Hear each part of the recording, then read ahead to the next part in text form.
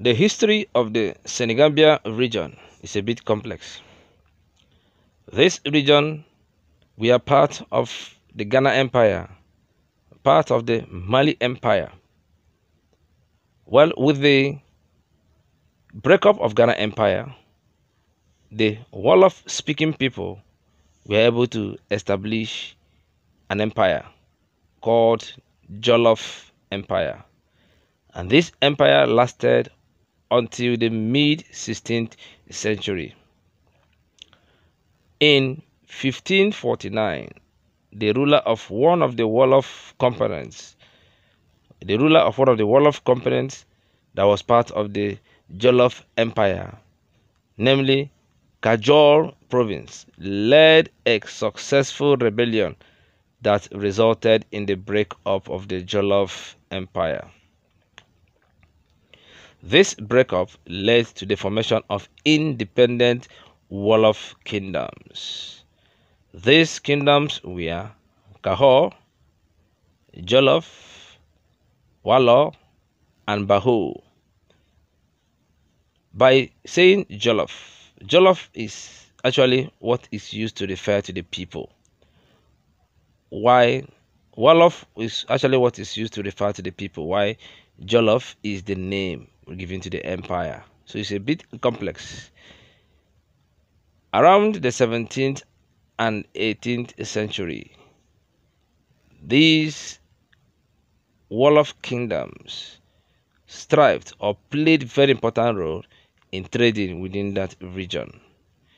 They engaged the Europeans in the Atlantic slave trade.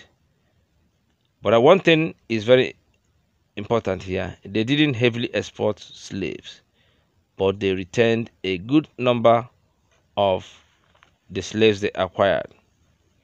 Now let me bring to you the presentation of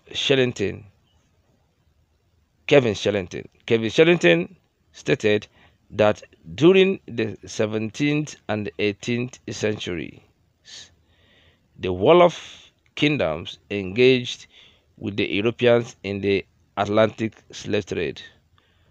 Although the number of slaves exported numbered hundreds a year rather than thousands, as many slaves were returned within Wolof society and worked to produce surplus foodstuff, both for the royal courts and for export to the coastal towns or to the coastal trading towns.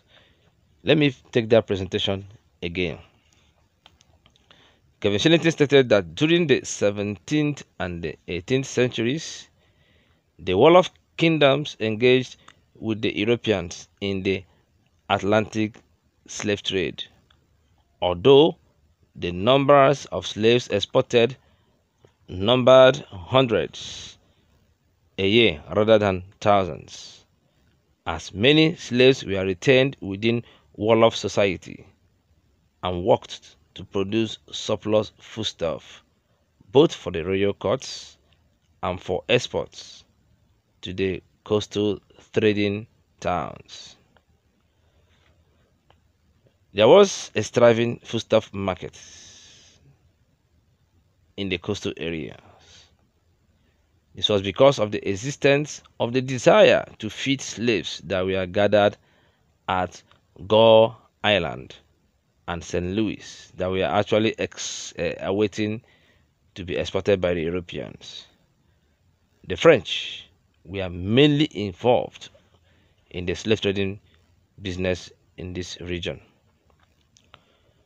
Well, due to the thriving trade, the Wolof merchants started playing intermediary roles between the coastal areas and the riverine hinterland areas, which were mainly also of the Wolof people. The slave trading or slave holding landowners of the interior produced the foodstuff that were sold to the coastal areas.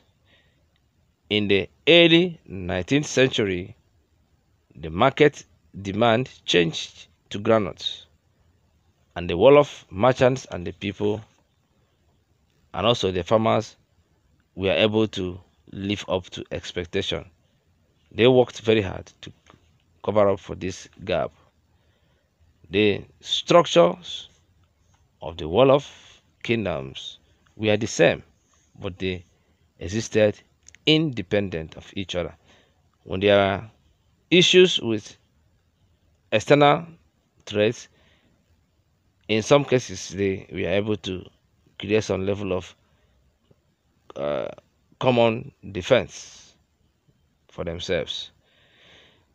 What is the structure or the historical structure of the Senegambia area is complex, and it's something that requires careful analysis for anybody to purely understand it. If you are watching us for the very first time, please subscribe to our channel and click on notification icon.